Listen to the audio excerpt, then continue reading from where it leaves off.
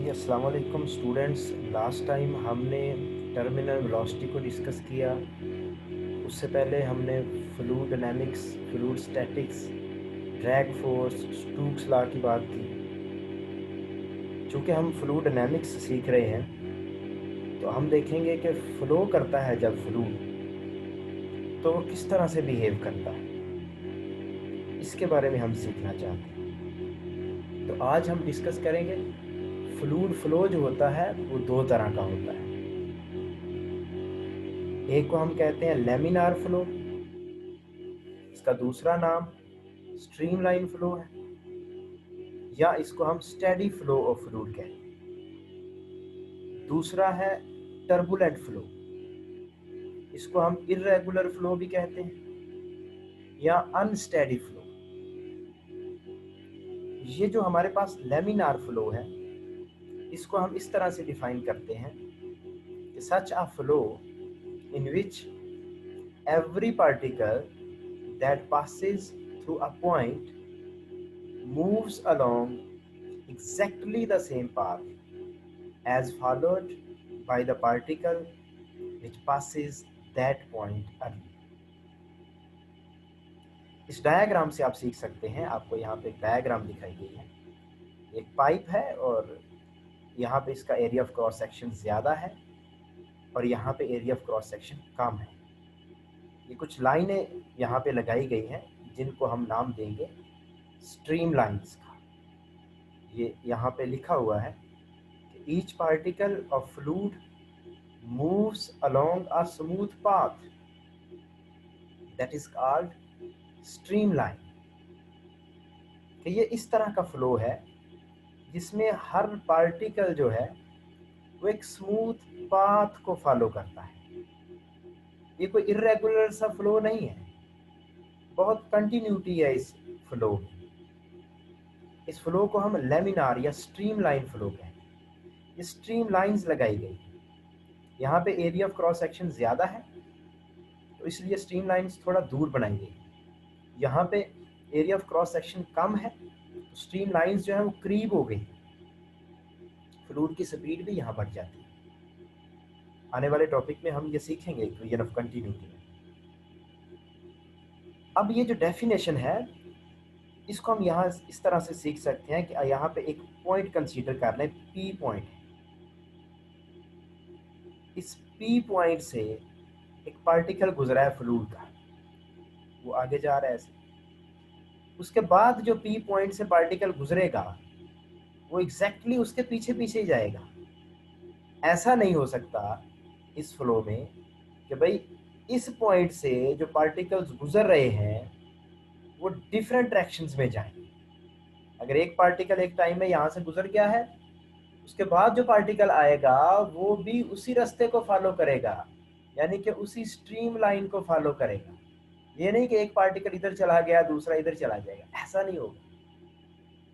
ऐसे फ्लो को हम कहते हैं बहुत स्मूथ फ्लो है। इसका नाम हमने रखा हुआ है स्ट्रीम लाइन फ्लो रखा हुआ है हमने इसका नाम।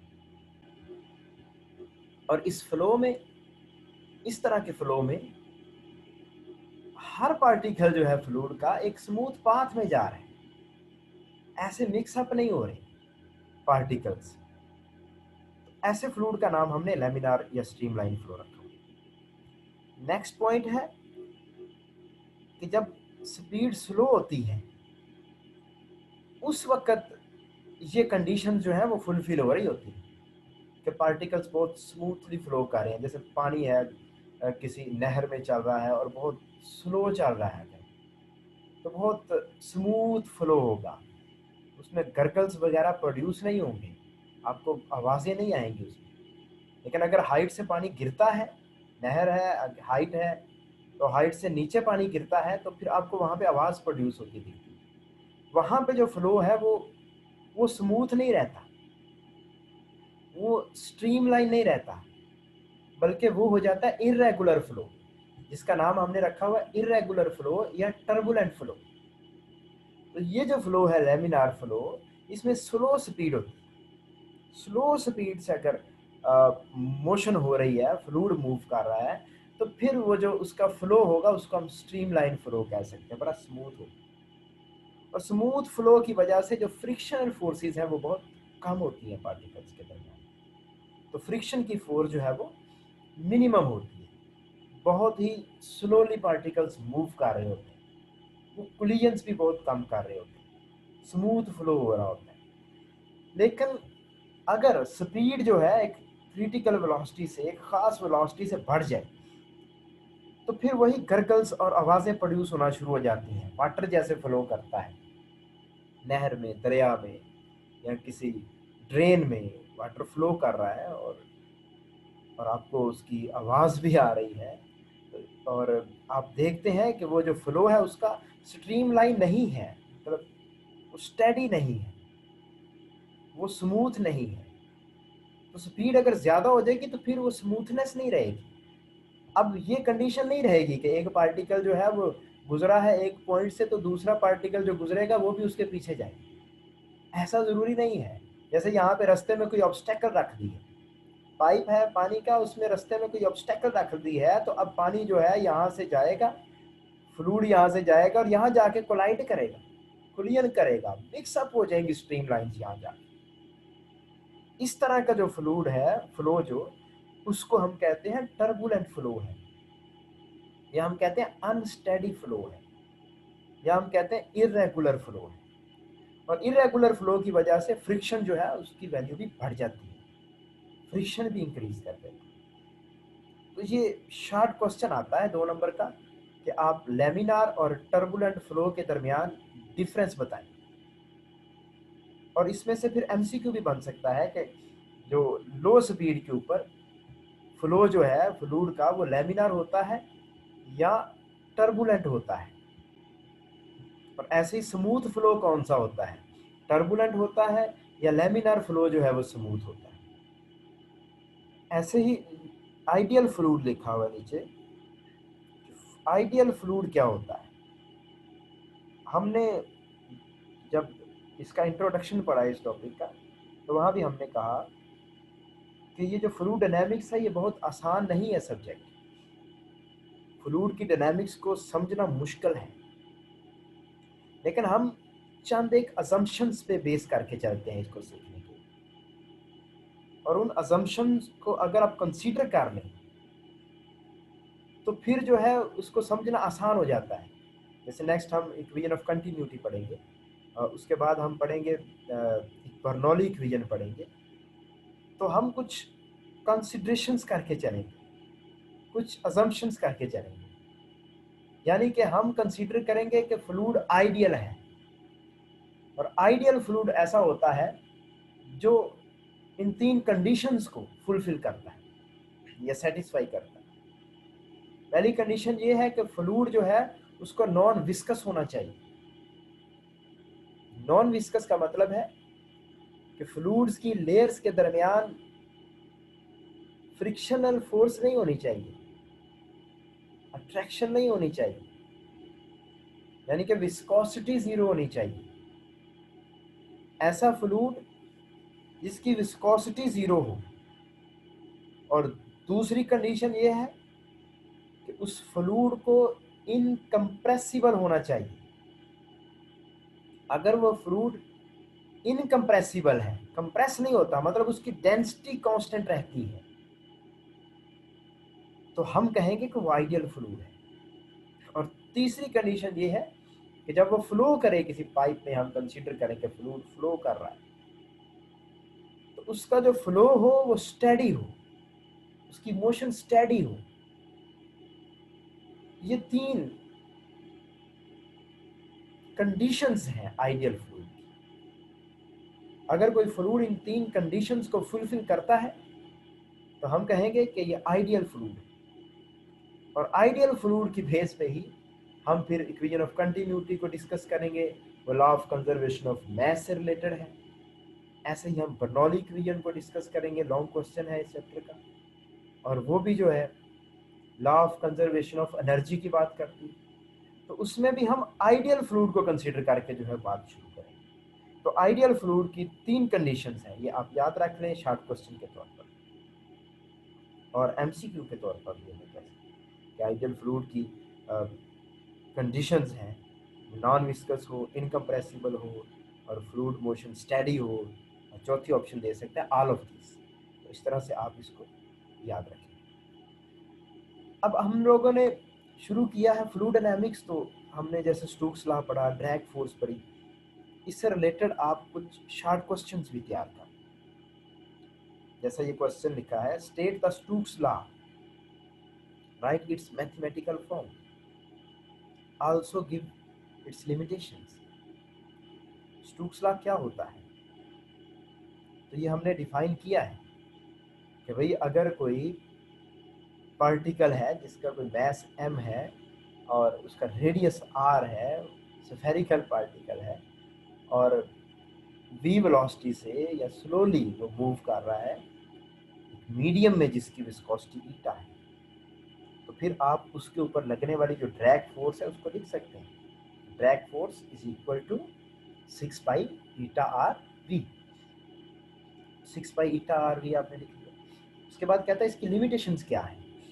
स्टोक्स लॉ जो है इसकी क्या लिमिटेशंस है? तो हमने जैसे पढ़ा है कि स्टोक्स लॉ जो है वो अप्लाई आप उस वक्त कर सकते हैं जब स्पीड जो है पार्टिकल की वो स्लो हो, मैस पार्टिकल की स्पीड स्लो हो, तब ड्रैग फोर्स डायरेक्टली प्रोपोर्शनल रहती है वेलोसिटी। और दूसरा हमने पढ़ा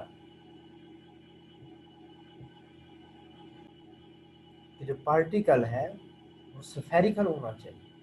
अगर वो स्फेरिकल होगा तो स्टोक्स लॉ जो है उसके ऊपर एज इट इज अप्लाई हो जाएगा। नेक्स्ट हमारे पास क्वेश्चन है, explain what do you understand by term viscosity, on which factors it depends. अब विस्कोसिटी क्या होती है?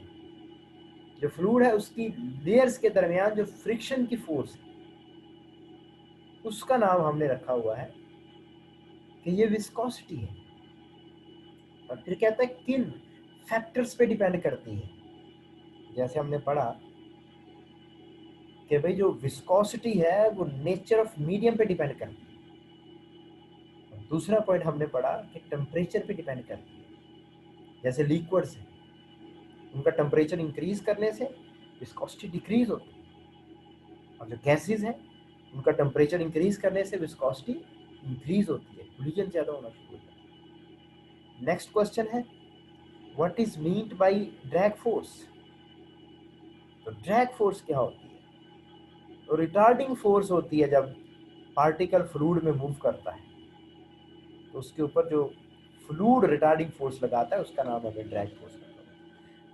What factors upon which drag force depends.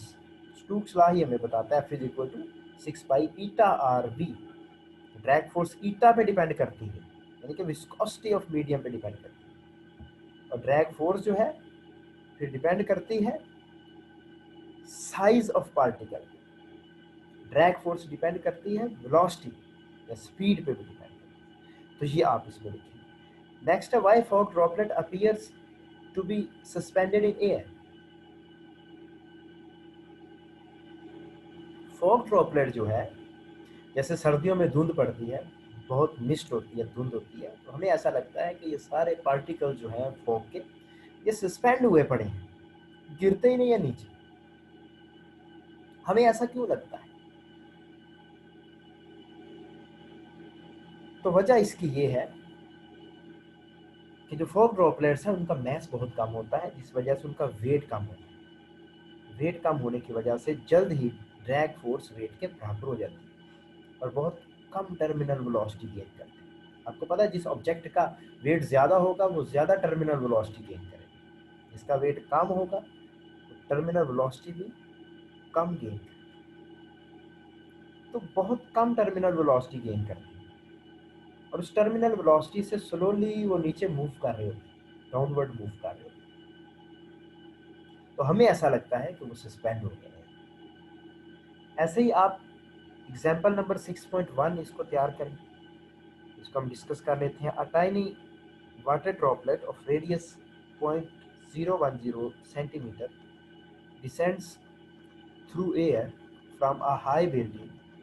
Calculate its terminal velocity. Given that eta is equal to 19 cross 10 is to minus 6 kilogram पर metre पर second for air. Density of water जो है वो 1000 kilogram पर cubic metre. तो given data में आप लिख लेंगे कि उसने रेडियस दिया है 0.010 सेंटीमीटर, इसके मीटर बनाना है। अब डेसिमल पॉइंट को 2 डिजिट इधर मूव करोगे तो 10⁻²⁻² आएगा, सेंटीमीटर को मीटर में कन्वर्ट करोगे फिर 10⁻² आएगा, तो इस तरह 10⁻⁴ बन जाएगा। और ईटा एज इट इज लिख लेंगे। और डेंसिटी जो है वो वाटर की बताई हुई है और 1000 kg पर मीटर क्यूब। टर्मिनल वेलोसिटी मालूम करनी है तो आप ये फार्मूला लगा लेंगे कि टर्मिनल वेलोसिटी जो है वो बराबर होती है 2ρg r² 9 ईटा। तो इसमें आप वैल्यू पुट कर देंगे। 2 रो की जगह पे 1000 पुट कर दिया, जी की जगह पे 9.8 पुट कर दिया, आर की वैल्यू पुट कर दी 1 क्रॉस 10⁻⁴ और इसका स्केयर है तो आर का स्केयर लिख लिया, उसको डिवाइड कर दिया। 9 और ईटा की वैल्यू 19 क्रॉस 10⁻⁶।